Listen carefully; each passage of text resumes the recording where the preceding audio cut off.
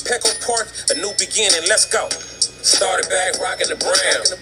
Ever since we've been knocking them down. Baby said she wanna go to the game. Taught her how to say Padres gang. Started back rocking the brown. Ever since we've been knocking them down. Mitchell and Ness with the old school name. All of the homies holler Padre gang. Yeah, that. Good day, everybody. Welcome to episode 226 of the Talking Friars podcast and YouTube show. I'm your host, Ben Fadden. The Padres have just lost another series to the Dodgers. This one was at Dodger Stadium again. Very frustrating. Could have won the series, maybe. Didn't have a chance to win yesterday's game. Cut it within a one run today, and then the umpire just totally screwed us. And then after that, the wheels fell off. Adrian Morejon didn't pitch good. It was good that they won on Friday night, right? They finished 6-3 on the road trip. I said going into this series that I was going to be fine with the Padres winning one game in this series, and they won one game. So I'm fine with the series. I like that they battled back to get it to 5-4. And I'm already seeing in the chat that bad call by the home plate umpire, that really stopped the momentum. I know Morejon didn't pitch well. And by the way, Carl Ravage doesn't know how to pronounce the guy's name. I know he didn't pitch well, but that did knock a lot of air, it felt like, out of the Padres there. I'm not saying they would have won if that call would have changed. Again, Morejon didn't pitch well, but that was a big gut punch. That sucked. And then listening to the broadcast tonight, holy cow. Do they want to ride the Dodgers anymore? We'll get to that. Definitely get to Sean Manaea and his start yesterday. Talk about Friday's game. We'll start with today's game first.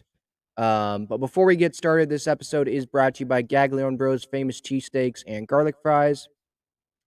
GAGLIONEBros.com is their website. They're located on Friars Road. They're also inside Petco Park and inside Snapdragon Stadium. Hopefully the next time fans go into Snapdragon Stadium, it's not going to be 100 degrees out. I wasn't there, but that looked like hell. And Petco Park, hopefully it's going to be better tomorrow. I don't know what the weather is going to look like, if it's going to be hot again. But I'm going tomorrow. Hopefully it's looking better. Starting off with today, Padres lost this one 9-4. It was 5-4 at one point. The Padres were also down pretty big. I think 5-1 at one point in this game too. So yeah, you got to give them credit for, I hate to use the B word, but battling back. That's what happened. They did battle back. A couple doubles off Evan Phillips. But then you had, Trent Grisham up. Let me get to this situation. I want to make sure I get this situation right. Just an absolute horse-esque call. First and second, 7th inning. Padres just scored a couple runs. Crony just drove in Profar. First and second, 5-4 game, 1-2 pitch, and it was a cutter, 92 miles an hour. It was like a foot inside. It was not close. And it's called strike 3. And Bomel, Grisham, they're pissed off, as they should be.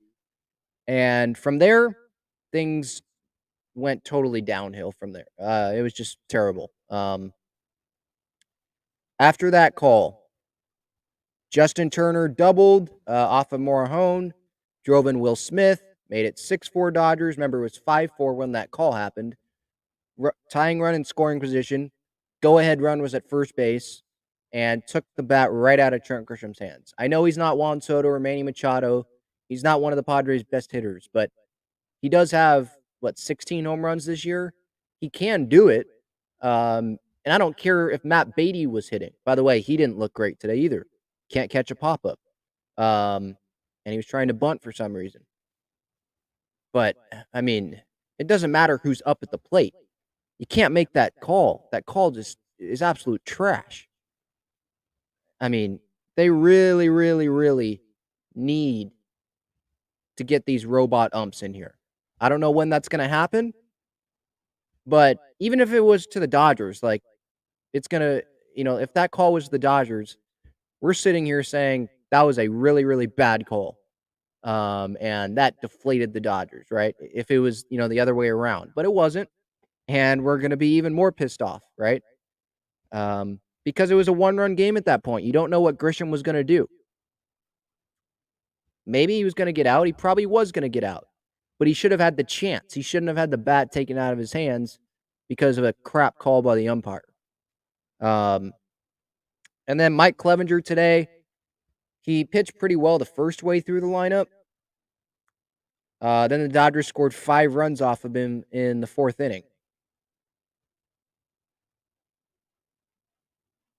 You had the Will Smith home run, and then, by the way, the one to who was it? Chris Taylor, or was it? Chris Taylor, hit by pitch. He wasn't hit. It hit him. It hit his barrel, or excuse me, not the barrel. It hit the knob of his bat, and he goes to first base. That loads the bases, and then Clevenger walks Bellinger to bring in Justin Turner. That's another run. I don't know if Clev would have gotten Chris Taylor out or he would have walked Chris Taylor, but that's another horse crap call by, I don't know if that's a word, but that's another bad call by the umpire. Like, it's a 92-mile-an-hour fastball. I think that's what it was. Hits off the knob. You're telling me that the ball explodes off a guy when it hits him? No. It only exploded after it made contact because it hit the knob of the bat. Like, the direction that the ball went off of it, I mean, come on. Like, it's obvious that hit the knob. That's not a hit by pitch. Goes to first, walk. There's a run right there. And so maybe Justin Turner ends up scoring. But he shouldn't have scored there on a bases loaded walk because the bases shouldn't have been loaded at that point. They should have been loaded. Maybe they should have been loaded if Taylor got on or if he did work a walk, but he shouldn't have gotten on in that situation, So there was the walk there, and then Mookie Betts had the sac fly to center, scored Joey Gallo, made it 3-1. Trey Turner doubled off of Luis Garcia, made it 5-1. Taylor and Bellinger scored, so that knob of the bat, that hit by pitch, technically, Chris Taylor got the first. He ends up scoring. So it affected the Padres in multiple ways in that inning. And so it's like, yeah, the Padres, they had a chance to win this series and win this game today. Part of it was Clevenger. It wasn't all on the umpires, but you could definitely point to a couple calls, a couple situations where it was like, all right, the umpires' calls went to the Dodgers' favor, and guess what happened? It went downhill after those calls, Disappointing. I'm fine with the series. Like, the Padres, they made progress, I guess, right? They got swept the last time against the Dodgers. They won 1 game on Friday this series. Smashed the Dodgers, by the way, on Friday. They finished this road trip 6-3, get to come home to face the Diamondbacks, who helped us out beating the Brewers. So I guess they're playing pretty well. And we're going to be facing some top prospect pitcher that they're throwing out there tomorrow. But we don't have to pitch Sean Manaea in this next series against the Diamondbacks. So obviously I'm expecting the Padres to win this series against the Diamondbacks because they're a better team. But yeah, just a really, really disappointing outcome from today. I'm fine with losing to the Dodgers today, but I guess it was just the way that it happened. It's not so much on the Padres. It's just the way that things down spiraled, if that makes sense. The way things spiraled out of control after a couple bad calls, I thought. Especially that strike 3 call to Grisham. Absolutely terrible. An absolute crap call. By the way, the ESPN announcers, boy, do they love the Dodgers. They were riding them the entire game. Holy cow. It's like they work for the Dodgers. I mean, I have multiple situations here that I wrote down where this ESPN broadcast, it doesn't make sense. I mean, I know that LSU Florida State game that was going on that I didn't watch, obviously. I guess it was wild. Right when the final out was made, Oh, and Florida State won. It's like, you're not calling the college football game, Carl Ravage, you know? And then he says, "Oh, Eduardo Perez is watching the Florida State game right now." And it's like, how about you do your job? You're not supposed to be watching that. You're not a fan on the couch. Look at the game. It's like they weren't looking at the game. There was one point where Carl Ravage said, "Oh, it's a double play ball," when there were 2 outs in the inning. And it's like, are you watching the game? Obviously you're not. You're not watching the game. It was just um annoying. We're spoiled with Don and Mud, I'll just put it that way. Um There was one point where they were talking about the Dodgers getting back to their old school way or something, where they're not really looking at the iPads. They're on the top rail talking to each other, about what the pitchers throw and all that. And then they show a shot in the dugout. It's Max Muncy looking at the iPad. It's Mookie Betts looking at the iPad, you know? Like, just stupid. When Will Smith homered, excuse me, holy cow. When Will Smith homered, Carl Ravage acted like the Dodgers like won the World Series. It's like, dude, you're supposed to be down the middle here, dude. We get it. I think you like the Dodgers, but you're supposed to be down the middle, and that's not what happened. Um, when they were like bashing Juan Soto, that's another point. They were like bashing Soto for walking too much or something. They were like, walks are good, but he's got to be better at other parts of his game. And then later, Soto robs Mookie of a home run, gets 2 hits in the game, so made them look stupid. I mean, and then later in the game, they're like praising the Dodgers' plate discipline, but then you're like almost bashing Soto for walking too much, or saying that walks are good, but it's like, they're just so annoying. They were talking with Andrew Friedman, the Dodgers GM, and Luis Garcia had like 2 strikeouts in the inning. One of them was on a nasty, I think, changeup or two-seam, whatever it was, two-seamer maybe, and they didn't talk about it at all. They didn't. Ravage didn't even say, Garcia strikes out, da da da da da. Let's get back to Andrew Friedman. No, they didn't even mention it. Instead, they're talking about Andrew Friedman playing pickleball, and they're talking about the Dodgers Fantasy Football League last year. Nobody cares. Just let me put that out there. I don't think people care about Andrew Friedman playing pickleball. I don't think they care about who won the Dodgers Fantasy Football League last year. It's just mind-boggling how much they rode the Dodgers. I mean, we get it. The Dodgers are good, but there's another team playing in this game too. Jeez. Yeah, I think I covered the ESPN broadcast. If I missed anything, let me know. But that was annoying. I'm glad that we don't get very many national TV games, and hopefully we don't have another Sunday night baseball game this year.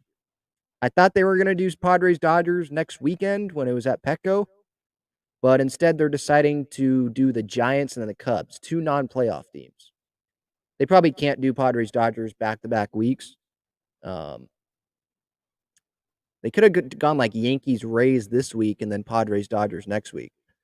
I don't want them calling the game anyway, but I thought that was kind of weird. I know NFL starting next weekend, so they know they're going to lose, but I think Padres Dodgers would have been a better selection next week than Cubs Giants. I think that's what they're doing next week.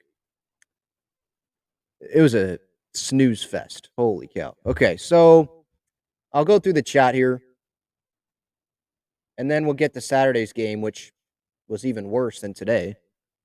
Not commentating wise, obviously, but just the play.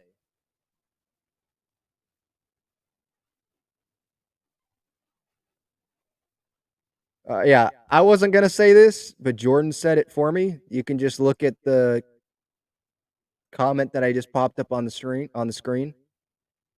Yeah, the ESPN broadcast be LAD writers. Yeah, pretty much.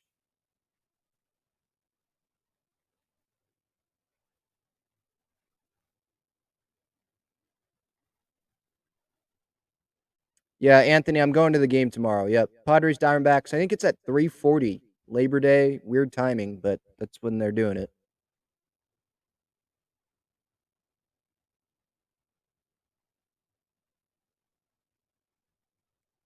Hawkeye Digger, I think you're speaking for all of us. Why is Beatty on this team? Sorry, but I just can't stand that guy. Yeah. Uh, so Myers exited the game early today. He was at first base, and I guess it was because of neck tightness or something. And so Beatty comes in to play first because Drury's not playing, remember, because of the concussion, maybe. We don't know if he has one, but that's what they're probably waiting to see on. He's not in, so Beatty's at first, drops a pop up in shallow right field. It was foul, but he still dropped it. Tries to bunt in one of the at bats. Don't think he's ever bunted before. Grounds out weakly to the pitcher. Not a great performance. I saw they showed his OPS plus, so you know how league average is 100.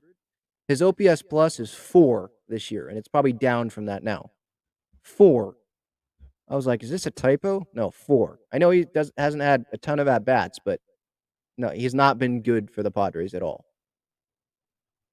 I don't even remember one good Matt Beatty moment this year.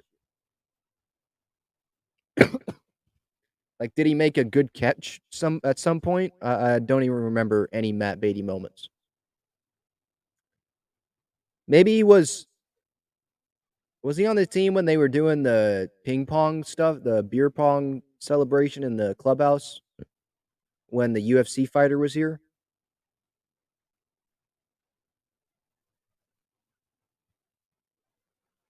Oh, that's nice of you, Anthony. Not going Tuesday. Want my 2 tickets. DM me at Talking Friars on Twitter. All right, let's get to Saturday's game. Padres lost 12-1. Sean Manaea is the story, obviously, coming out of this game. He struggled against the Royals last Sunday. He sucked yesterday. And he was I liked his honesty after the game, but it's also like, what, you're gonna lie and say, no, I think things are going well. Just gotta keep grinding. No, he sucked so far this season. Or not this season. He sucked recently. He's been pretty good, in terms of like quality starts this season. Just these last few starts, it's been really, really hard to watch. Kansas City, he was throwing meatballs, and then yesterday was throwing some more meatballs, missing location. Um, Gave up the home run early to Trey Turner, the double to Will Smith, which was, let me see this pitch location. Yeah, middle in, down the left field line. The Mookie Betts home run, missed location. Camposano, by the way, was setting up like middle of the plate there for some reason, and it ended up being middle in. Mookie Betts hit it over the left center field wall to Justin Turner, home run in the 5th, made it 8-0 Dodgers. Camposano won it up and in, and the ball was middle away, and Turner took it oppo. Manny did homer in this game. That was a good part of it. One good part of this game. And then Reese Kinnear came up and pretty much finished it. Will Myers pitched yesterday. He hasn't given up a run since April 12th, so maybe he should be starting games. Don jokingly said that on the broadcast. I love Myers taking one for the team, being a team player. He was starting in left, made a good running catch there, by the way, at one point. Then he moved to third to get Manny off of his feet because the game was a blowout. Then he went and pitched so that no one else in the bullpen had to pitch in that 8th inning, in the bottom of the 8th. He's being a team player. Probably his last season with the Padres, but I love that guy.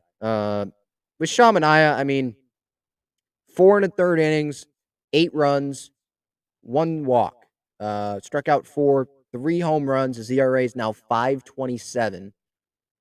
And I guess it would be one thing if this was, July and he was doing this, right? And you got months and months and months to work on it. That's not the case here. You're in September. You got a month before the season ends.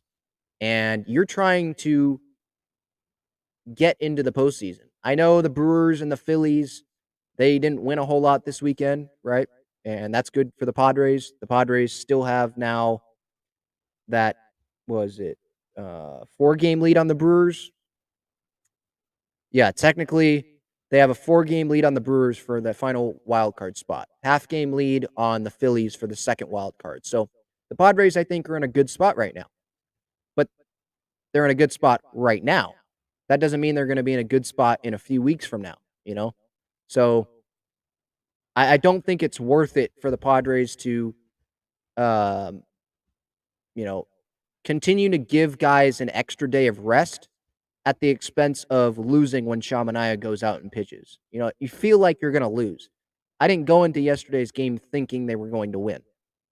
You know, I thought they could win Friday. They did. I thought they could win today. They were close at one point. It was a 1-run game at one point. They didn't get the job done. But at least Friday and today, I thought they had a chance to win. Saturday, you don't feel like they have a chance to win, you know? And obviously, Bomel, he wasn't going to commit after the game, right? That he's going to take Sean Manaea out of the rotation. And I don't think that's the right decision anyway, to make that decision right then and there. I think they should take him out of the rotation, though, right now and skip his starts for the next couple of weeks. Because look at this schedule. So Kevin Acee put this out in his newsletter, and I thought this was really good. Today, Clevenger pitched. You can have Snell pitch tomorrow, then Musgrove, Darvish finish out the Arizona series. Then you have an off day. So that off day, you can skip Manaea right there. Starters get an extra day of rest. No game is played. And you can go Clevenger against the Dodgers next Friday. You can go Snell, and you just skipped Manaea after Darvish. So Manaea would have pitched when that off day came on the 8th, but you just take him out. Don't have to pitch him. You go Clev against the Dodgers on Friday, Snell against the Dodgers Saturday, Musgrove Sunday against the Dodgers. You have another off day. Boom, there goes Manaea's start day, you know? I know he wouldn't have started there. Darvish would have if there was a game, but you don't have to start Manaea. You have Darvish pitch the 13th at Seattle, then Clevenger at Seattle, and then you go right to Snell when they head to Arizona.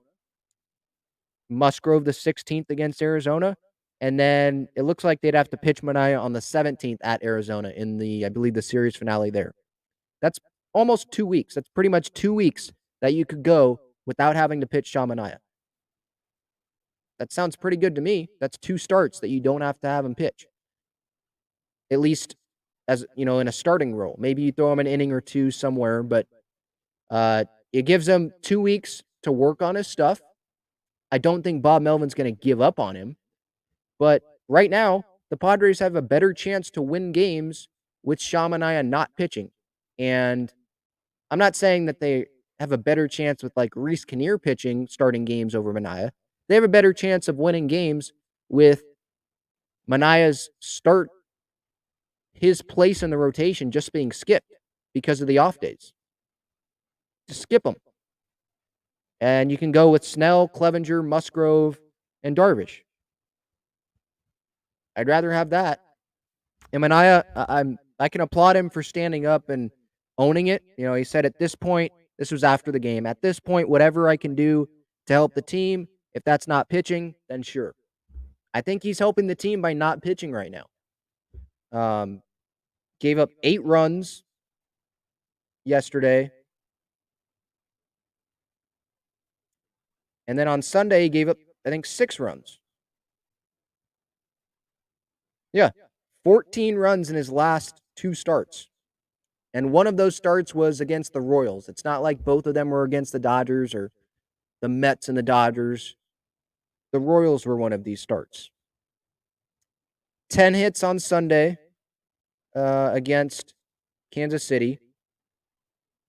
And then he gave up 9 hits against the Dodgers. 19 hits, 19 hits, 14 runs in his last 2 starts with the Padres. That's not good enough. It would be one thing if they were the Dodgers and they had this huge lead, you know, on the division or on a playoff spot. But they don't have that right now. It's not like you have a week left in the season and you have a 4-game lead on Milwaukee and you feel okay about your lead, you know? Even then, you probably don't do it. You probably don't start him, you know? But man, it is a pain to watch Sean pitch. He also said, "I don't know, every time I go out there, it's just bad outing after bad outing." Yeah. I mean, I know why, because you're not hitting your spots. You're leaving pitches over the middle of the plate. You want fastballs up and in, you leave them um, middle of the plate or middle away, and guys can just take that oppo, stuff like that. That's why. And the 95-mile-an-hour fastball, that's like nothing to hitters nowadays.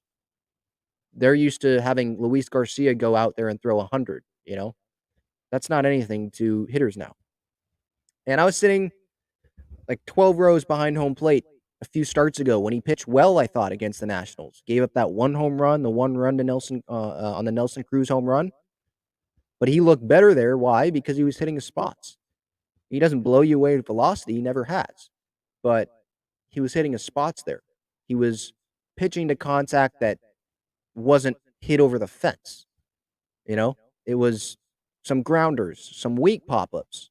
That's not what's happening right now. It's like batting practice right now. And he knows it. Bob Melvin knows it. Reporters know it. We all know it.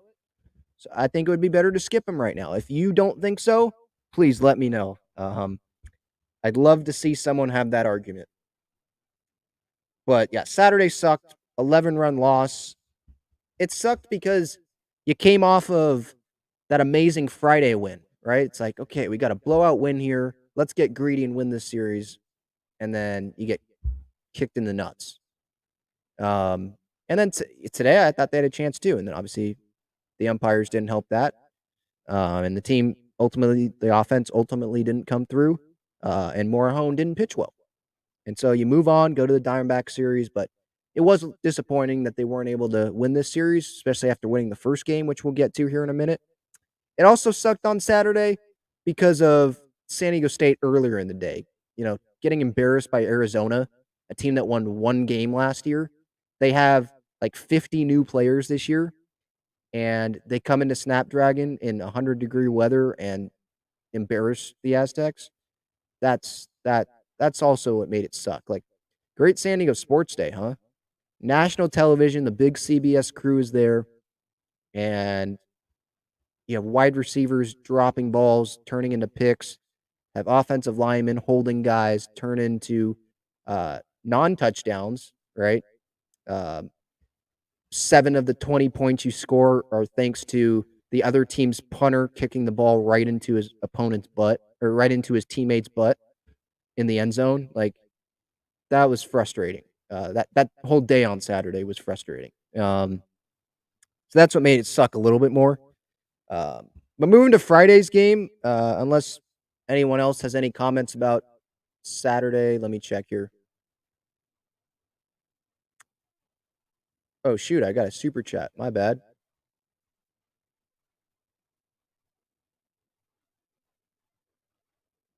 Thank you, Alex. Love the hat. Yeah, this is my mom got me this 2016 All-Star Game hat.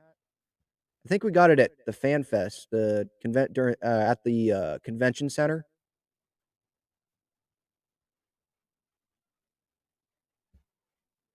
JD's third. I appreciate the super chat. Anyone else here, live, replay, podcast, if you want to support the channel, you can use the super chat button on YouTube or the super thanks button on regular videos. JD's third is usually in the chat a lot here. I appreciate that. I don't agree with him a lot of the time, including this one here. But I appreciate it. He says the Padres should demote Preller to head scout and steal Friedman from the Dodgers. Only way we will win, sad but true, Dodgers will knock us out of the playoffs. Well, the Dodgers are the better team. Yeah, I agree. I don't think the expectation, at least the way the team's playing right now, I think that the expectation against the Dodgers, if they do meet in the postseason, that's not a guarantee, but if they do meet, it should be to, let's say it's best of 5, is to win a game, maybe a couple games, and keep the games in the series close even if they lose the series. I think that should be the expectation because you don't have to throw Sean Manaea. You get your best starters that you throw, you know? And you're going to throw your best relievers regardless of what the score is, probably, because it's the postseason. But in terms of your comment about the Padres should demote Preller to head scout, he's already the head scout, one, because he's the GM, right? Not his official title, but he's the head scout. Like, scouting is his thing. So that's not really a demotion. And why would Andrew Friedman want to come to the Padres when he's the head guy with the Dodgers and he's regarded as probably the best GM in the game? And he has all of this talent on this team. He has the best team in baseball right now. At least that's what I would think. Mets are right there too. Why would he want to leave that to come to the Padres? And you can say money. I'm pretty sure he's getting paid pretty well with the Dodgers. So that's a fantasy. And I believe in AJ. Like, again, this conversation shouldn't be about AJ Preller right now. It should be about the guys on the field. Guys not performing good enough on the field. Like, he did his job at the trade deadline. We wanted Juan Soto. He went out and got Juan Soto. We wanted more bats. He went out and got more bats. Josh Bell, Brandon Drury, you know? He went and got out the best closer in baseball, Josh Hader. I know that hasn't worked out, but you're telling me at the deadline when you saw that notification pop up on your phone, Padres got Josh Hader, you weren't excited? Of course you were, you know? He made the moves. He brought in Bob Melvin before this offseason, brought in Nick Martinez. That's turned out to be a great move. You know, he's made a lot of good moves. The guys need to play better. That's what I would say. And I'm not saying that they need to play better like they're playing like crap. Like, they had a 6-3 road trip. Their offense showed up, you know, for most of the games. But games against the Dodgers, the pitching staff probably needs to be better. Overall, Darvish pitched great on Friday. We'll get to that here in a minute. But I think the bullpen needs to be better against the Dodgers. Overall, I think Sean Manaea just shouldn't pitch against the Dodgers, right? And you like the offense to score consistently against anyone they face the rest of the year. It's on them. It's not on AJ Preller anymore for this year. Giancarlo says Cronenworth is worthless. He's a rally killer. Oh, really? So that's why he doubled in Profar to set up Grisham with a one-run, to make it a one-run game today, and the umpire made a crap call. He didn't kill the rally there. He kept it going, actually. I don't get this Cronenworth, like, hate. Yeah, he slumped pretty recently in the season. Everyone has slumped, except maybe Manny. That's baseball. You know, Juan Soto just went 5 games without a hit. It's baseball. He's not Did you see the play he made in the field today? He's one of the Padres' best defenders. This guy's going to be a 4-WAR guy if he's not already this year. He's back-to-back All-Stars. He was great last year. He was really good in 2020 when Hosmer went down with that, like, sickness or whatever it was. Like, he's not worthless. He's actually very worthy. He helps the team a lot. I don't understand people getting on Cronenworth now. Kikos 102 says trade Soto for some legit starters for 2024. Well, you must be a Dodger fan because that's an idiotic take. I'm not even going to elaborate on that. That's just an idiotic take.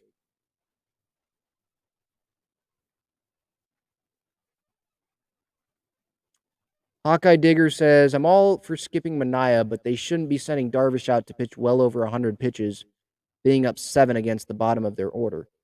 That's fair. Yeah, he finished, I think, with 111 pitches on Friday, but he was pitching well. Like, I think Darvish is fine throwing 111 pitches. He was pitching well.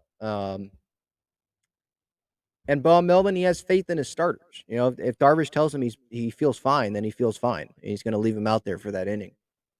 I was fine with it.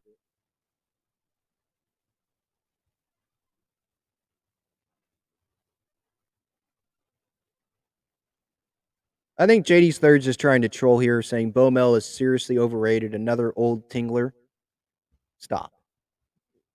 They're polar opposites. Belmel has faith in his players. He's a player's manager. The guy's returning on Tingler halfway through the season last year when they were collapsing. All right, let's stop. Okay, moving to Friday's game. Padres won this one 7-1. I think this was one of their best games of the season. Manny homering, Drury homering, Profar homering. Love the bat flip, by the way. He launched that thing into the air. And then Darvish obviously pitched phenomenal. Manny's 25th bomb of the year. Hit his 26th yesterday on Saturday. Brandon Drury's home run. By the way, Cronenworth got on base before the Drury home run, so whoever said Cronin worthless, there you go. Profar in the 6th with that home run. Drury was on base. Grisham was on base. That made it 7-0. Darvish, man. So first off with the offense, it was great to see the offense come through. And Friday night showed that the Padres can hang in there with the Dodgers. It showed that when things are on for the Padres, they can beat the Dodgers. I don't think they're going to be expected to beat the Dodgers if they match up in the postseason. I don't think they should be expected to beat the Dodgers in terms of like national people and expectations and all that, because the Dodgers are the better team. They have the track record, blah, blah, blah, blah, blah. But if things are clicking, you have a great starting pitcher on the mound and he's on, like Darvish, like what would happen in the postseason, right? You don't have Craig Stammen out there like in 2020 because guys are getting hurt. Hopefully, right? That doesn't happen. If you have Darvish going 7 strong innings, walking 2 guys and striking out 9, giving up just 2 hits, and you have the offense performing like Friday night, you can beat the Dodgers. Like, the Dodgers put out Dustin May. It's not like they put out this nobody. They put out Dustin May, who might be pitching for them in the postseason, like starting, because Buehler's gone, right? I think Kershaw's going to come back, or Kershaw is back. So who would it be? Would it be Kershaw, Urias, and May? Is Gonsolin going to come back? I don't know if he's going to come back. So he could be pitching in a postseason game, and the Padres lit him up. So I think Friday, the big thing there for me was it showed what the Padres can be when things are clicking. Things aren't going to click every game. I understand that. But it showed what can be, and I think we got to – that's a bright spot we got to take from this series. Yeah, they lost the series, but they showed what they can be. They showed that they can beat the Dodgers if things are working, because it's real easy to look back at the last series where they got swept. It's like, holy crap, this team owns us, and they probably, they still do own the Padres. What are the Padres, like 3-9 or something this year now, or 3-10? 3-10, I think, against the Dodgers this season. So the Dodgers do own the Padres so far, yeah. But when things are on, when Darvish is pitching like this, when you don't have to have Sean Manaea out there going up against Julio Urias, it's just an unfair pitching matchup, the Padres can win. They can beat the Dodgers. They can at least and definitely hang in with the Dodgers, So that's a very positive thing I took from this series. And it wasn't just the top of the lineup that contributed. Ha-Seong Kim was batting 8th on Friday, went 2 for 4. Brandon Drury hitting 6th? Hit that home run, scored 2 runs, drove in 2, walked once. Who knows if he's going to get in the lineup tomorrow, by the way. We don't know yet. But a very, very encouraging game from the Padres. And these games are good. Like, there's not a whole lot for me to elaborate on about Friday's game because of how good it was. It's me just saying, great offense, great pitching. Padres won. This is what they could be. There you go. Like, that's the summary of the game, Steven Wilson shutout inning out of the bullpen in the 8th.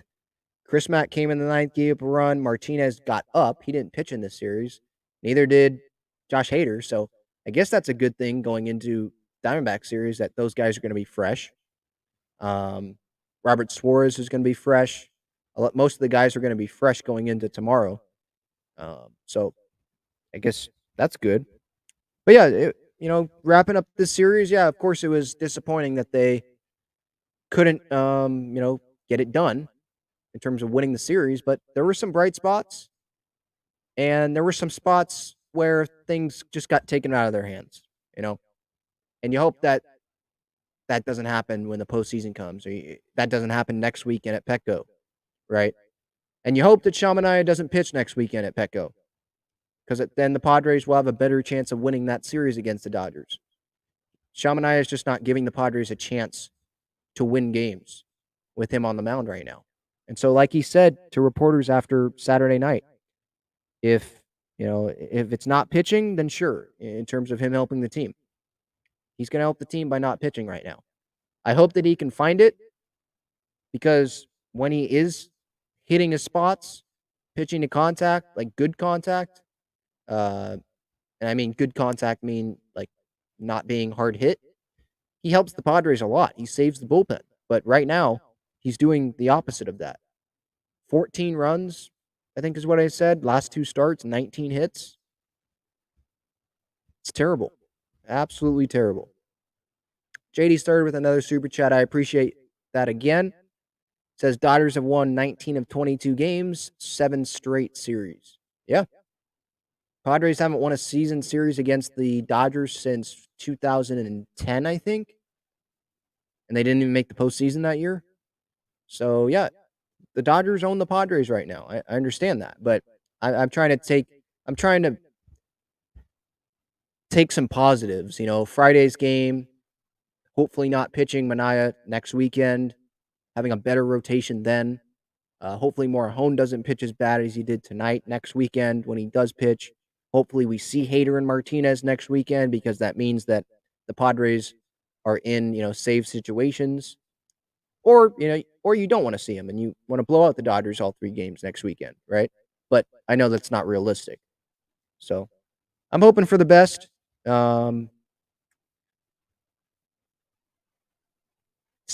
road trip.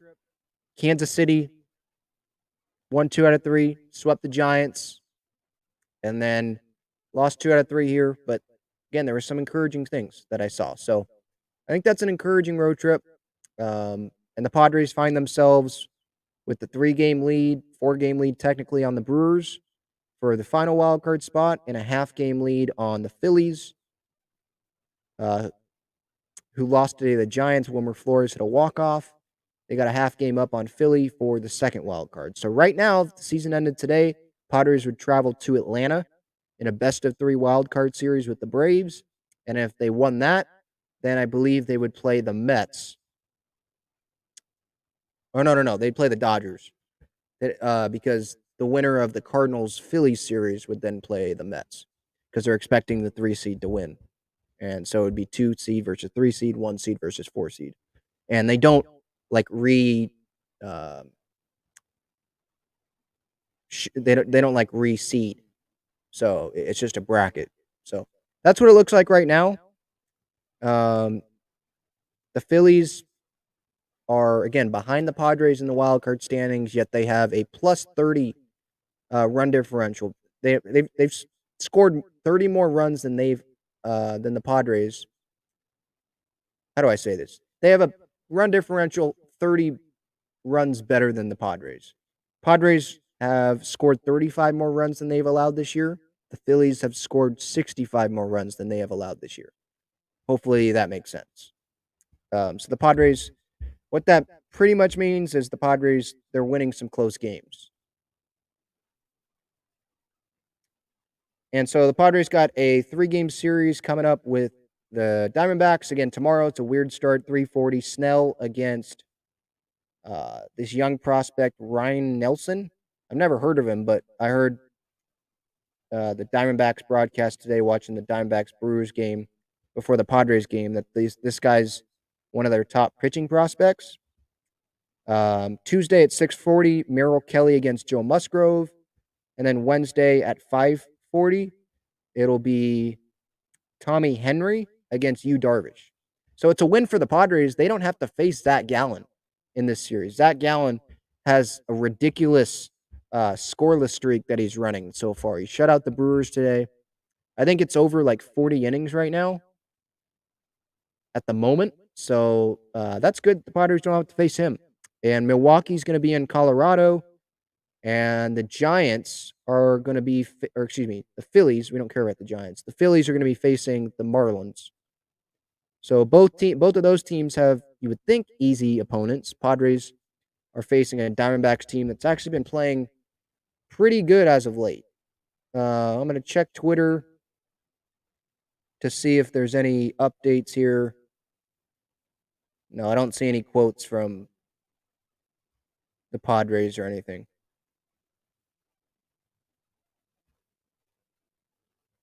All right, so I think that's it. Padres lost this series, but it's a winning road trip. I saw some encouraging things. Diamondback series tomorrow. This has been episode 226 of the Talking Friars podcast and YouTube show. I'm your host, Ben Fadden. Keep the faith. Padres are in a good spot right now, I think. And I'll see you guys later. Go Padres. Enjoy your Sunday night.